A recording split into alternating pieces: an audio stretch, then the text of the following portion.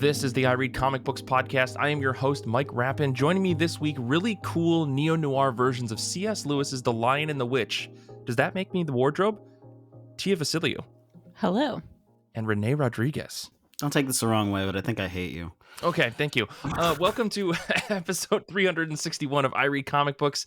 As I said, I'm your host, Mike Rapin, and we are here today to talk about comic books. So we're just going to dive right into things because I'm very eager to talk about the books that I've read recently. So let me ask those two legally mandated questions that I ask every week, which is, how have you been? How have comic books been? Let's start with you, René. Well, Mike, like with everything, I'm going to bring it back to One Piece. Okay. Of course. Please, thank you. You know, I'm actually not going to do that. I'm just kidding you. It's been fine. I read some books. They were nice. Can you guys hear that fire engine? No, we're good. Are they coming to put out the fire because you're so hot? Hey. No. No. René had to process that one for a moment. I'm still processing. I think you broke me. Before the show, René said we're not funny. Yeah, exactly. I didn't say that. I just asked if we think there will be funny parts. That's totally different. So, René, outside of reading One Piece, what have you been reading? I read Old Boy Volume 1 because I found out like 2 years ago that the movie was based off of a manga, and I was like, oh, that's cool. So let's figure out that. So the story is by Garan Tsuchiya with art by Nobuaki Minagishi. And it's a little bit different. I only read Volume 1. It's different from the movies, both of them. But also, like, we're very early in the story. Like, even though it was a good amount of stuff, like, it's still super early in the story to tell of like where everything is kind of going. But the vibe definitely feels a little bit different from the movies. Like, even the main character is very, very different. Like, he's very calm and composed as opposed to just a crazy person. Yeah, the crazy, frantic drunk. Yeah. You know, he's very wild in the movie, and in the movie he's very much like focused, and he's just kind of got they describe it in the book as like he's got an aura about him. I never know if I'm pronouncing that word correctly, but it was interesting. I think I'm going to keep reading it. It's only 8 volumes, so yeah, that'll be exciting. What drew you to picking that book up out of, the many, many other things you potentially could have read? I'm only curious because I've been sitting on this one for a while and I haven't brought myself to actually read it yet. It was actually because the director of the first Old Boy film came out with a new film this past year. Oh. And it's very creepy and very like I was watching the trailer for it, and I was like, you know what, I never got around to, and it's just been sitting in my wish list. I was like, it's the Old Boy manga.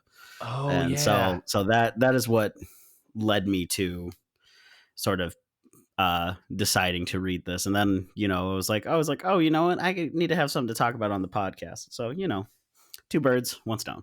Yeah, for anyone that's out there that's wondering, the new movie that came out is called Decision to Leave. The director is Park Chan-wook, and he also did Snowpiercer, if I'm not mistaken. No, I thought that was Bong Joon-ho. Oh, no, that's Bong Joon-ho. Sorry. He was a producer. My bad. I was looking at IMDb. He's all over the place. IMDb's new layout is a freaking mess, and I can't stand it. It's not good. Totally different discussion, but... that's a different podcast. Yeah, different podcast. The I Read Movies podcast. I Read IMDb podcast. IRCB IMD. I don't know. Tia, just that one really got away from me. How are you? How's comic books been? What have you been reading? Well, I'm not gonna lie, Mike. Not great. It's not been great. We don't need to get into why. People who follow me on social media, you know why. Basically, my entire world has fallen apart. But I did read some comics, so we'll talk about that. I read Golden Rage numbers 3 through 5. This is the Image series by Chrissy Williams, Lauren Knight, and Sophie Dodgson. And the sort of high level premise, if you haven't read it, is the Golden Girls meets Battle Royale. It is a story about a world in which old ladies are deemed useless in society and then sent off to this like island where, there are all sorts of like factions and, it's also, I would throw in Lord of the Flies as a sort of comparison, Bitch Planet, that sort of thing. Anyway, so in issue 3, we have our sort of main gang of ladies who are waylaid by the baddies, the Red Hats, and a fight ensues, and there are some shifting power dynamics. And we really double down on this whole like idea of age and how it's tied to usefulness or uselessness, particularly when it pertains to women and gender. And there's a really strong theme running through these last 3 issues of like, you can't trust anyone, not even your family. In fact, sometimes, especially, you can't trust your family.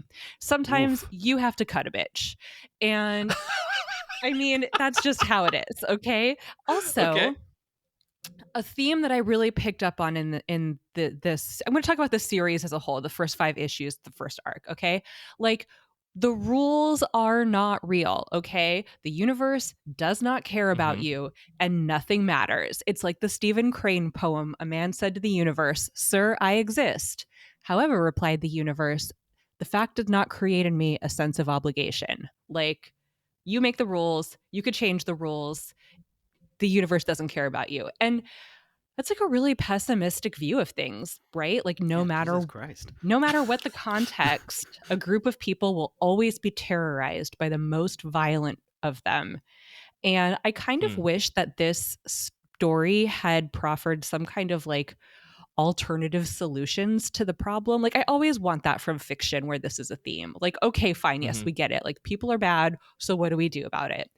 And like, because even if you can unite a group of people who are not like that, you're still threatened by others outside your group who do have access to power and violence. And so, obviously, like, banding together in the face of that is better than facing it alone, but it is bleak out there, you guys. It's bleak.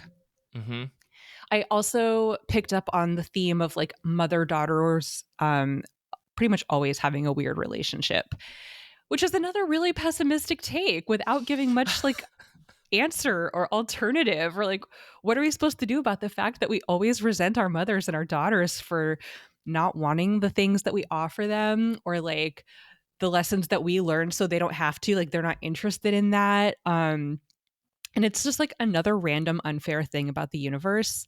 And in this book, which, found family is great, but still, it's so bleak. And then in issue 4, there's a major plot twist. I won't spoil it, but I will say thematically, I'll just talk thematically again. Like, it deals with the moral injury that we all experience working in the evil, capitalist, racist, patriarchal world that we live in. And, we're all forced to participate in some way in the subjugation of ourselves and others beneath us to benefit those above us in the hopes that we'll rise up in the ranks. But what this twist in this book demonstrates is that it's all fake. We're going back to that. None of it's real. And the power that you get from participating in that doesn't belong to you, and it can be taken away at any time, which, like, ask me how I know about that. We'll take it back to Tia. How has your month been? It's been terrible for this reason. Yeah. I will say though, like, to get into a kind of more formal analysis of the book, the color work throughout this series is so strong.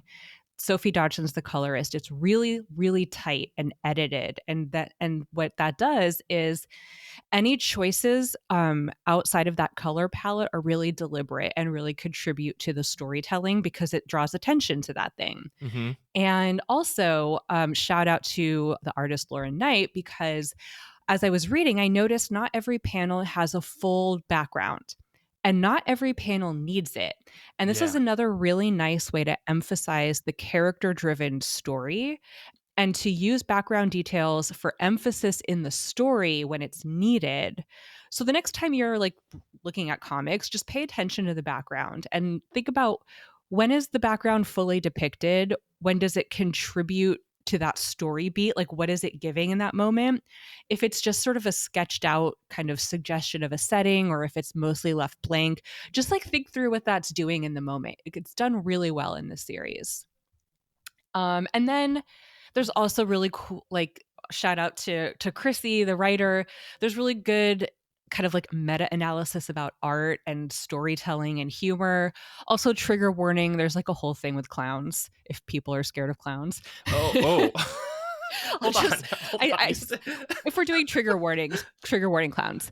No, I appreciate that. I just mostly just like, hold on. So this has always been pitched as like a battle royale meets Golden Girls, but suddenly there are clowns. Like that's a very hard left turn. If you ask like me. Violent clowns, or just like there is a clown. There's like just I don't want to spoil it, Renee. Okay, I don't want to spoil it.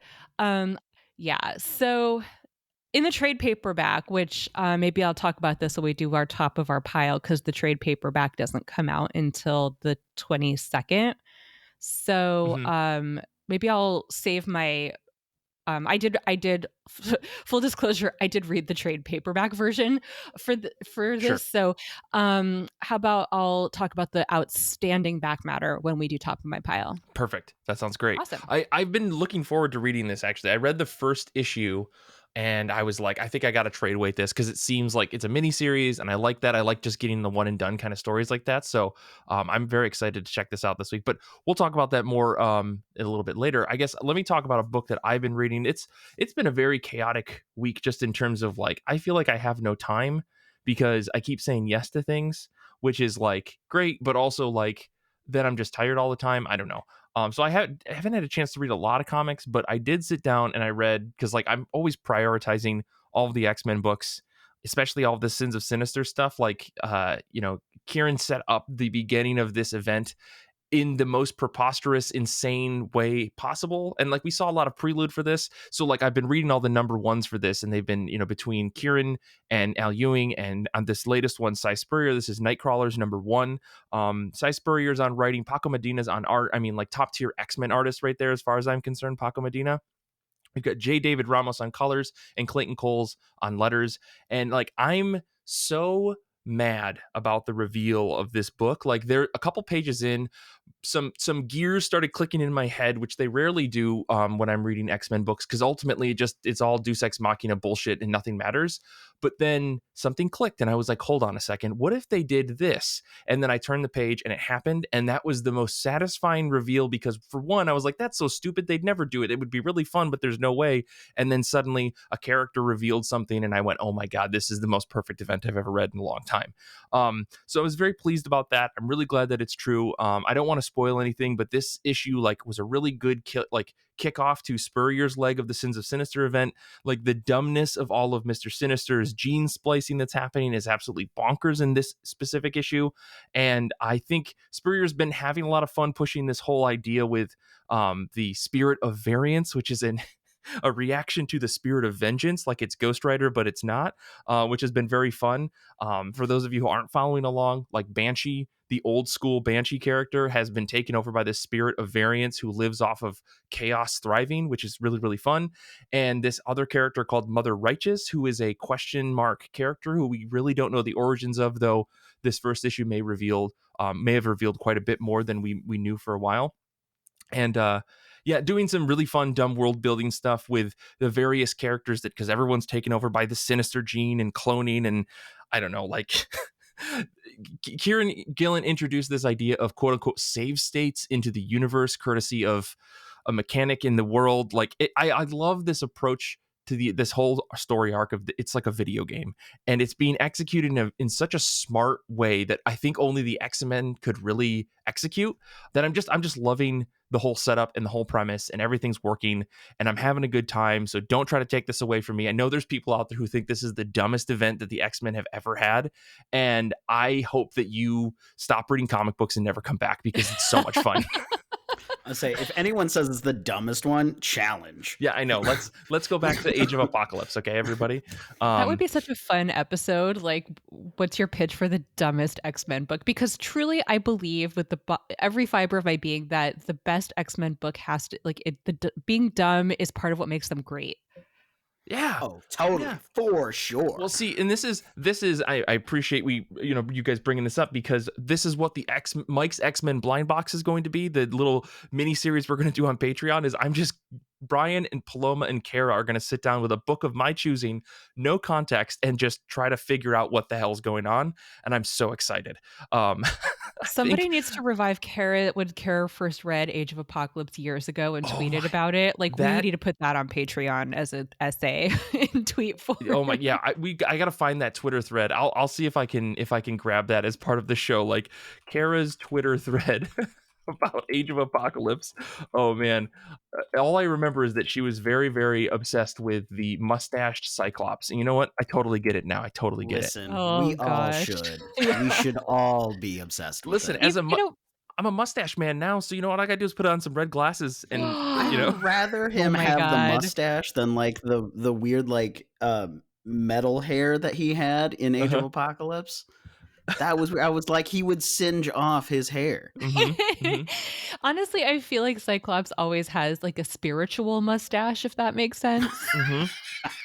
Yes. Kara in the chat is saying Mike no to the mustache bits, so we'll see. Halloween is but 8 months away, so we'll see how things turn out. Cyclops has a spiritual mustache. Like, it's like when you go to like a family Christmas party and everyone's like, have you seen Uncle Dale's mustache yet? They're like, and all the cousins are just like, hold on, let me go get a peek. And everyone comes back to the corner to be like, oh my God, he's got a mustache. It's because he just got divorced and he just found out that his ex-wife is dating, and now he has a mustache. Like, that is Cyclops in a nutshell. I love it. René, tell us about another book that you read. I thought for a second that you were like, tell us about the mustache that you've Yes, tell us about your mustache. It's not impressive. So mustaches aside, I decided that since Tia was going to be on this week and she has always championed this book and Brian's talked about it a lot, I thought I would finally read The Wicked and the Divine, Volume 1. And it's a good thing that I've heard a lot about it, because halfway through the book, I was really confused on whether or not I was actually starting with Volume 1. Okay. Keep talking. Yes. And you know what? That could be that I'm just dumb, and I'm okay with that. But I was like, did this get explained? I feel very lost. And I was like, I know Brian and Tia mentioned that this is what the premise is, so I was like, I'm following along at least a little bit. So I thought it was interesting, definitely seeing the different avenues. I like that they're all essentially performers. I think someone calls them all pop stars at some point. So I was like, that's cool. Given a little Lestat in Queen of the Damned. Nice. Yep. Mm-hmm. Okay, I was like, I couldn't remember if that was the specific one, but I was like, I respect that. I like it. So, I mean, it left off in a very interesting spot. I don't know when I will get around to Volume 2, but no immediate plans. But I have now read it, so... I will say, I think Volume 2, it accelerates the pace. That draws you in more. Like, more is revealed. I think that, like, if you're feeling confused after Volume 1, which part of the experience of reading it is that you're supposed to be like, oh my God, what's going on? What's happening? I want to know. I need to know this. And the fan speculation and the discourse at the time, I think, was so much part of the experience. So that could be maybe like the missing piece here. But read volume. I would really say if you are at all interested in continuing and you want to know some of the answers to the questions you probably have, keep reading. Yeah, I was just lost. I was like, this book is calling me dumb and I don't appreciate it. This is how I relax. Which is how I feel with Jujutsu Kaisen and with Chainsaw Man. So, well, okay, hold on. Here's the thing about Jujutsu Kaisen. It makes no sense. Wicked and Divine eventually explains itself. I'll just put that out there. Okay, good. Because I read Jujutsu Kaisen for like 100 chapters and I was like, I don't know what's going on. Nope, and I don't think that they have any interest in explaining it, and it's fine. I guess people just like it because, like, boys fighting and then over-explaining Deus Ex Machina bullshit. Like, it's worse than the X-Men, okay? Okay. I will say, I'm not, like, even though I didn't understand Jujutsu Kaisen, I'm not saying that Jujutsu Kaisen is like Wicked and Divine. Totally different book. Yeah, totally. So no one come after me being like... Very, very different vibes, I'll say that. Yeah.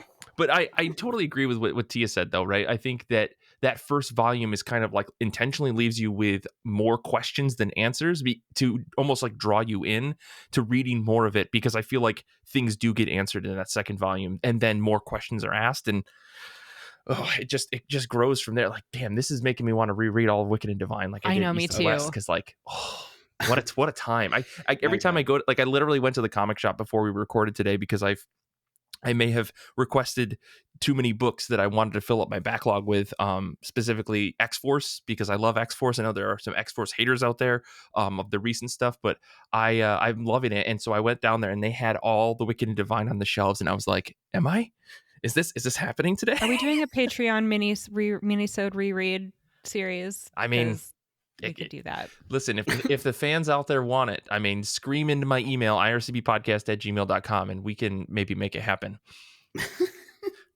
Well, but René, I'd be curious to see if you do follow up. Maybe I'm going to intentionally put you and T on an episode in the future, and then we can force this to happen. I mean, that's the way to do it, though. I love it. Because I want to read what my friends are interested in, because like I like them, what they like can't be bad. So, you know. I say that knowing that like that's not always true with other people's friends, Sure. But I trust the lot of you. Yeah, weirdly. I mean, there's a lot of comic trust, I think, on this podcast over here. So very rarely do we recommend books and someone goes, I didn't like that. So but let me talk about one more book before we get into the top of our pile. I was recommended Motor Girl by our friend Matt D. He sent me an email, as I said a couple of episodes ago. This year is the year of the recommendation, and so I am taking any and all recommendations from people. If you want to email them over to me at ircbpodcast@gmail.com, or send me a message on Discord, or just come and hang out with us on Discord. I usually just try to pick stuff up that people are recommending, because if you have a passion for it, that's more of a reason for me to read it, rather than trying to go out and try to find things. And not to say that I'm not discovering stuff on my own. I read a bunch of really bad comic books that I tried recently, and I'm glad that I read Motor Girl because I really liked it in comparison to some of the other stuff. So so I did read the first half of Motor Girl, issues number 1 through 5. I didn't read all 10 issues. This is by Terry Moore. Folks out there may have heard of Terry Moore's name. I think he's also done books like Echo, Strangers in Paradise, Rachel Rising, all pretty popular books, I think, among some of the indie crowd readers who are out there. But this book in specific was recommended because Matt said it was their favorite book, and the synopsis really pulled me in. I was like, I got to get on this. But it's described as when a UFO crashes into Samantha's junkyard, she's happy to make repairs and send little visitors on their way. But ET is smitten with Marine veteran, and now an industrial giant wants to buy the land to install their anti-UFO weapon. With the help of their buddy Mike, a 600-pound gorilla, Sam is always prepared to defend those who can't defend themselves. But who will save Sam from the PTSD and shrapnel that threatened her life? To survive, Sam must ultimately face the greatest battle of her life, reality. And oh my goodness, this book, it feels so... I don't like, from the get-go, this book feels so slice of lifey. It reminds me of like the first volume of Love and Rockets, only in just like, it's a story about a mechanic and you don't know much about her and crazy stuff happens. And I love the way that Terry Moore just like so nonchalantly drops UFOs in the story and no one freaks out. They're just like, oh, there's a UFO, little green men, and they're drawn like Bill Watterson characters. Like they look like they were pulled out of Calvin and Hobbes, and it's really adorable and kind of like Hanna-Barbera cartoon, like the way that Terry Moore's very realistic drawings interact with these cartoonish characters. But I really love that, like, how the story progressed. It felt like such a like lived in story. There's a whole universe and a whole world that feels real, and Moore doesn't have to spend a lot of time explaining anything to you. You kind of just understand it because it is the quote unquote real world in a lot of ways. I mean, our main character Samantha, she is a veteran who served in Iraq, and she's got some baggage with all of that, right? I mean, she was in an Iraqi war prison, and but the way she's depicted, she's just depicted as like a regular, average, everyday person, and like the things that happen to her don't define her every day, every moment. I feel like many stories that we read in comic books that are about people who have like experienced severe amounts of trauma, like that's all the story is about, and instead the story is about Samantha just living her life. And of course, some of that stuff starts to crop up because it makes the drama in the story work. But I don't know, like the way that Moore approaches it, it feels like he's very slowly guiding you through a real slice of life story and things are just trickling in naturally as they happen. And whereas, like I said, a lot of other comics I feel like want to dump all of the traumatic stuff on you from the get-go and then try to get you back to some sense of normalcy. I appreciate the way that Moore takes the opposite approach to this. And I'm loving the first 5 issues that I read. It's only a 10-issue series, like 220 pages. And yeah, it's really grounded. And I made that Love and Rockets comparison only because it kind of had a similar vibe in the first couple of pages, but very much does more diverge away from that. And I only make that comparison because that's the only thing that I've read similarly to it. But like very different styles. It's black and white, but yeah, it's really, really good. And like I really appreciate a slice of life story that doesn't have a lot of like heavy-handed punch you in the throat trauma tragedy right from the get-go. Because I feel like I've read a lot of slice of life stuff recently, especially as part of like our best of 2022 podcast episode that we did and some other recommendations that people gave me. Like I read Brian's pick from a couple weeks ago, Numb to This, a memoir of a mass shooting, which like poor timing on my part for picking that up from the library, I know. But those books were all super duper heavy and like really emotionally wrecking, like for me, like multiple books in a row that I'm crying and crying and crying. So it was nice to read a book that has some of that stuff that doesn't immediately try to hammer you over the head with like every emotional string that they could potentially pull. So yeah, really digging it. Tia, before we started, you said you've read some Terry Moore stuff. Have you read this book? Yes, I have read it and I loved it, and I think your analysis here is spot on. And I've also read Rachel Rising and Strangers in Paradise. I think you'd like both of them. I would say try Strangers in Paradise first, but it's pretty long running. Like there's a lot of material, and so like all the sort of slice of life stuff that you're talking about, I think you'll really settle into it if you're looking to keep the Terry Moore journey going. Yeah, I think I definitely am. I've been meaning to read Strangers in Paradise. Multiple people have recommended that to me. I just never got a chance to sit down and read it. And I've heard nothing but like critical acclaim for Rachel Rising. So like I think 2022 or 2023, what year is it? Is going to be the year of the Terry Moore journey for me. For sure. Also, I love how like Terry Moore is, when I think of like indie creators, like Terry Moore is really on that list. And I'm always so surprised that, the sort of like big comics publishers are not trying to snap him up. And I kind of love that he's just like stayed really true to his thing and been successful as an indie creator. Not that I wouldn't love to see Terry Moore's take on like other properties or whatever, but I just, yeah, like if you're looking for just like a really good indie creator to support, I would put Terry Moore very high on my list. Yeah. There is like a vibe to this book, and I think just Terry Moore in general. Like, I've definitely looked into some of his stuff in the past, and I feel like he really, like you said, just wants to stick to his own guns. Like he's like, I'm making comics for me, and I'm not looking to like jump into the big two. I'm not jumping into properties and stuff. I'm just kind of like want to tell these specific stories over many, many, many years. And it again reminds me of Jaime Hernandez and his brother. Yeah. Like very different types of creators, but they are still people that are just like, I got this one story and this is all I want to do. I've got these series of stories and that's all I really want to do. There's definitely a level of respect to that because it's not the Image route of doing indie books, right? Right. It's like it's a totally separate, independent approach to things. And I just love that. And the audience is there because they're good comics, Yeah, so I'm very much looking forward to reading the rest of that. It's not on the top of my pile because obviously I'm going to continue reading it, but yeah, I'm very much digging it, and now I'm very excited that there's so much more Terry Moore stuff to get into as well. So, but yeah, let's talk about comics that are actually let's take a break. Sorry, I forget what type of show we're doing today. So let's take a quick break, and when we come back, we're going to talk about books that are on top of our pile and maybe just goof around for a little bit. We'll see what happens. We'll be back in just a second.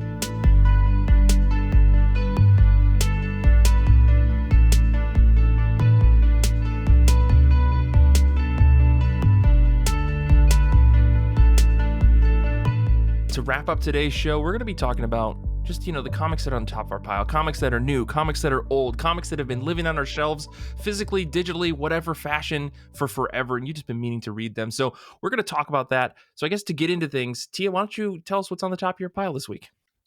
All right. Well, as you know from listening to the show a few minutes ago, I read the first arc of Golden Rage, which is issues 1 through 5. The trade paperback is coming out this week when the show airs.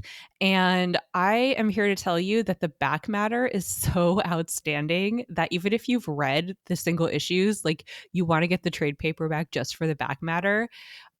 So it has all the variant covers. The variant covers for this series have been spectacular. So like genuinely, I think Allison Sampson's variant cover for issue 2 with like the queen like playing card, like if that doesn't win an Eisner, I'm going to just like lose faith in the institution of the Eisner Awards. It's so good. Lose more faith in the institution, but yeah, right. yeah. Also, like shout out to Tula Lotte for making old ladies covered in blood kind of hot for her variant cover for issue 1. And then there's also like this really cool essay on foraging. So like if you want to learn how to eat like dandelions and nettles and things that you find in the wild, there's stuff about that in the back matter, and like knitting and all sorts of cool sort of, I don't know, apocalyptic skills that an old lady might need. And like just a recommended reading list in general, some really good essays on clowns, because of course there is. Like, frankly, I'm concerned about how few comics have essays about clowns in the back matter. It has other like really interesting essays on feminist matters too. So it's not just clowns, but like there's making of content, which you usually will find in back matter, like a map of the island where the ladies are. And there's an Angela Lansbury tribute because she passed away during the making of this book. And honestly, if I was concerned about the lack of clown essays in comics, I am horrified by the lack of Angela Lansbury content. Honestly, like what? Tell me, like tweet at me or tell me somehow, send me a I don't know, a smoke signal or a carrier pigeon. What's your favorite Angela Lansbury role, and why is it the sexy older sister Edwina in National Velvet with her sexy red nail polish and pining over boys who are sent away to live with their aunts in Lancashire? What? we are dipping into some obscure reference that I do not know this. Listen, if you have not seen National Velvet, come on. Okay, hold on. I'm looking into Mickey this. Rooney, Elizabeth Taylor. God damn it, you made me snort. Wait, Zander, edit that out. Hold on. Is this a horse girl movie? Because I'm seeing a horse on the cover. Of course it's a horse girl movie. God damn it, Tia.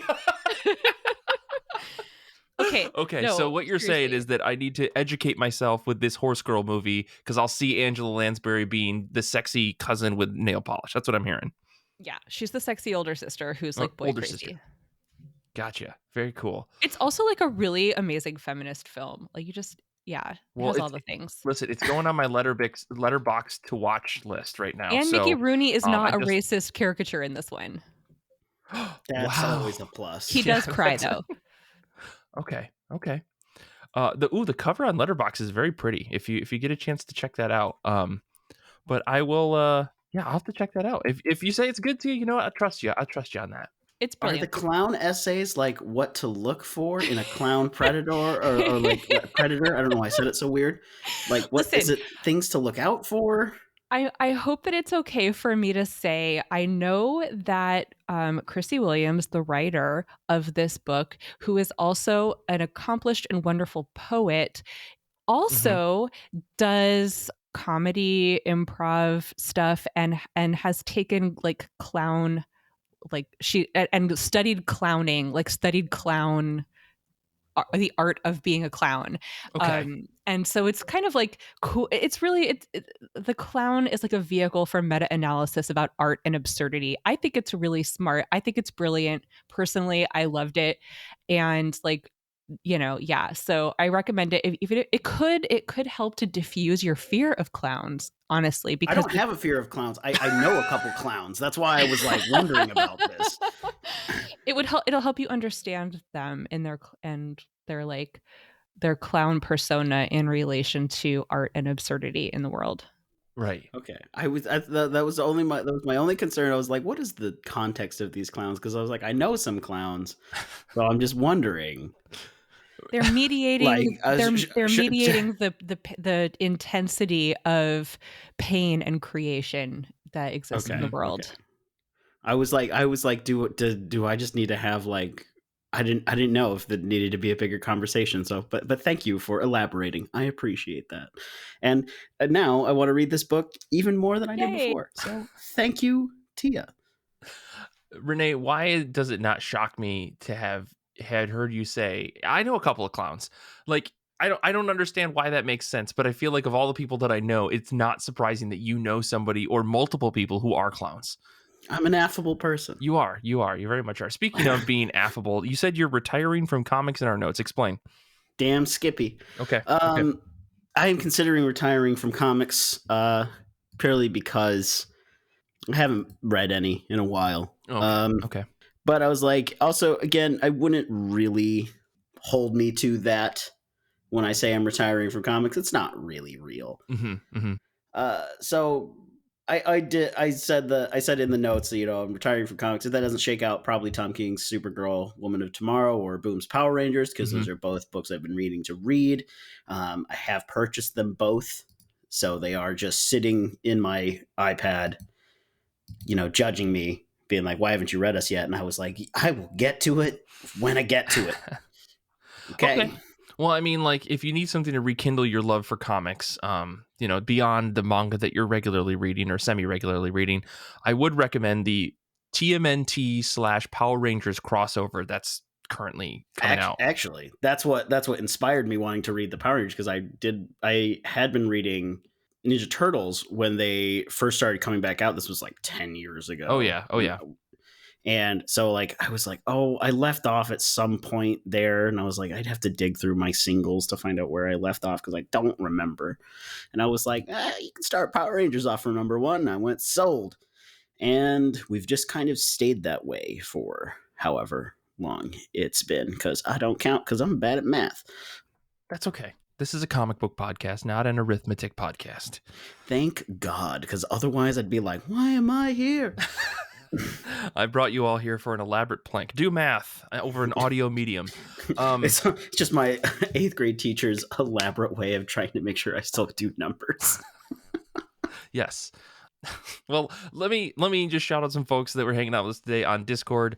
Some are here, some are not, but nonetheless, they sent me over books that are on the top of their pile. Jasher is reading Superman Birthright. It was recommended to them by a person on the Real Latinos podcast, a really solid podcast that if you want to look into Latin cinema, they're a fantastic resource. Highly recommend that show. Paul G is reading Black Cloak #2. Danny's reading Doctor Strange Fall Sunrise #4. And Graham is reading Berserk, the Millennium Falcon arc by Kentaro Miura. And for me, I'm also reading Black Cloak #2 this week. This is written by Kelly Thompson with art by Meredith McLaren and letters by Becca Carey. The first issue of this series was really, really good, but also left so many questions in my mind that I was like, should I just wait this book out? But ultimately I can't, because it's such a cool fantasy detective cop thriller story that I'm like, I got to know more. I got to read this as soon as it comes out. This book is bonkers in the premise, but I feel like Meredith McLaren's art like absolutely should not work for the type of story that this is, like a police investigative, almost like high political, what's actually happening type of story. But everything is so cartoony and soft with like these weird like Steven Universe vibes. Like everything's round and kind of nice, but then there's this really dark element to the book that makes it feel like it all clicks together. It really helped to have to think that, like, the coloring and like truly the way that McLaren does the line work in this book really sells it and makes it so unique and interesting. I feel like you could definitely see their art in like a more cartoony, younger age oriented book, but the fact that they're working with Kelly Thompson on this murder mystery like detective book is crazy, and it works so well because they do all of the fantastical elements of this fantasy world where there are mermaids and sirens and people with wings and magic, like subtle magic that like I don't know. I love this book. I love the concept of this book, and everything totally worked for #1. And I'm very excited to go back and actually reread the first issue of this, because there are a lot of details that I think are going to be crucial to following the various plots and subplots of the story. So I'm going to go back and read number 1 just to make sure that I've got everything like down pat before I jump into number 2. But I'm not mad about that, right? The first issue was such a pleasure to read. I kept waiting for it to end, and then there was more story. It's like getting a really, really giant oversized book. And if I'm not mistaken, it was a double-sized book, but I loved how much we got in that first issue. So I'm very excited to go back and reread it before I read number 2. So yeah, very, very, very hyped for that book. And I know some other folks on our Discord server are as well. One other thing that I do want to shout out, and this is not a pick, I'm not going to read this, but I saw it on League of Comic Geeks because League of Comic Geeks exists as a neutral place where anyone can add books that are coming out because they're comic books that are coming out. And I saw a book was coming out called Cancel America #1. This is by Dave Sims, and he's off his fucking rocker with this book. Like, Dave Sims, you may know as the creator of Cerberus, right? A very strange and problematic book that I know a lot of people have respect for because it was an independent book that was doing things with indie books that many other comic like publishers and other things weren't. But then it turned like very right-leaning and, if I'm not mistaken, very misogynistic very quickly. And I can't believe that this book called Cancel America is coming out because it's very like, everyone gets canceled and there's a hero that is defeating fascism, but they don't, and if you don't disagree with them, they're going to punch you in the face. I hate that books like this are coming out because it's ridiculous. So Oh no. I don't know. I'm going to just read the synopsis for this and just tell you how stupid it is. Introducing Captain Antifa, the champion of every equality-seeking group, striking a blow on behalf of the extreme hard left with an extreme hard right. He believes in free speech so much, how much? So much that he's willing to knock out anyone who disagrees with him. He may not agree with what you say, but he'll defend to the death his right to stop you from saying it. Also, meet Captain Antifa's platonic non-binary companion, Lucille, dropping truth bombs on every page. Get with the program or else. Jesus fucking Christ. Like, I'm sorry. A Comicsgate book? I don't know. It's Dave Sim, right? Who's just kind of doing his own thing. The first comment that is on this post on League of Comic Geeks is concentrated boomer energy. I literally just Googled to see when Dave Sim was born, and yep, he is right in the boomer sweet spot. Yeah, it's, I mean, I don't know. I don't want to paint everybody who was born of a certain generation one way, right? But like, this very much has that like stereotypical like anti quote unquote wokeness like mentality. And I just can't believe that this thing is coming out. I don't understand it. It's ridiculous. So many people are mad about this on League of Comic Geeks, but it got listed because it's a book that's supposedly coming out. So anyways, it's the most ridiculous thing I've read all week. Unfortunate. That's not great. Yeah.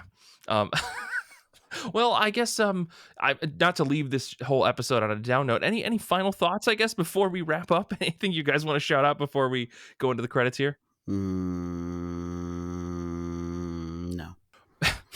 René, where are you in One Piece right now? I just want to ask. I don't remember. It's on my phone. Okay. I'm in Wano Act 3 is where I'm at. But like, it hasn't been that long since I've reread the Wano art, or like I read through it the first time, obviously going through, so it still feels very recent. So when I hit Wano, we hit another really like broad stopping point because I was like, it feels like I just read this, and I kind of did.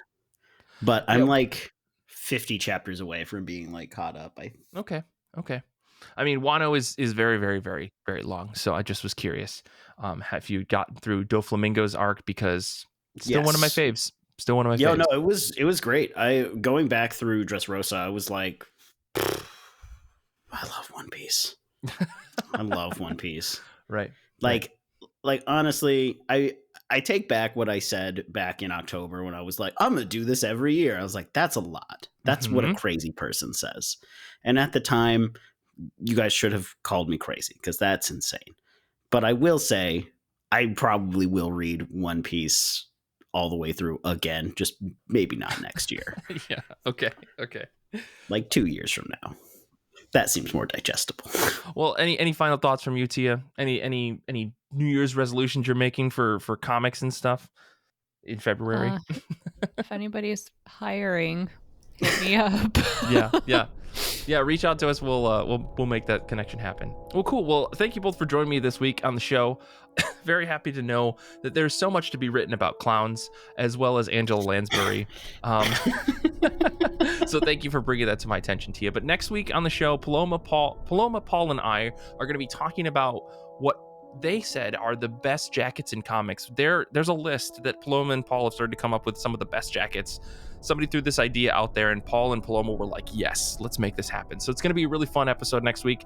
Make sure to join us on Discord and all that stuff. And one of the things, we do have an IRCB live that's going to be coming up in March. We're going to be doing a live episode probably just on Twitch, so make sure you're following us there to get more information, and jump on Discord so you can chat with us in advance about all the crazy stuff we're going to do for that episode. As always, though, you can follow us on Instagram and Twitter and TikTok and Discord and Goodreads. We've got all that stuff. The reading challenge is ongoing. People are blazing through that. I'm really excited to see what else people read for the rest of this year, since we're including the books of the month themes as part of the reading challenge. It's going to be cool. So make sure you're joined on that. And shout outs to René and Kate and Danny who are just absolutely nailing it with the social media stuff. They're killing it recently. I love it. You can support us on Patreon to get access to the Best of the IRCB 2022 episode that I mentioned earlier, as well as the upcoming Mike's X-Men blind box. We're doing Better Batmobile Season 2, which is going to be really cool. I'm on that first episode, and the first episode is probably going to be the best one. Not just because I'm on it, but because we're reading one of the best books about Batman ever. Very excited for that. Infinity Shred is the best band in the universe. They do all of our music. Can't thank them enough. Zander is just below the depths of your mind. Beware. I want to say thanks to Tia and René for being on this episode. Thanks to everyone hanging out with us in the Discord. Thank you to Kara for proof listening this episode. And until next time, comics are good, and so are you.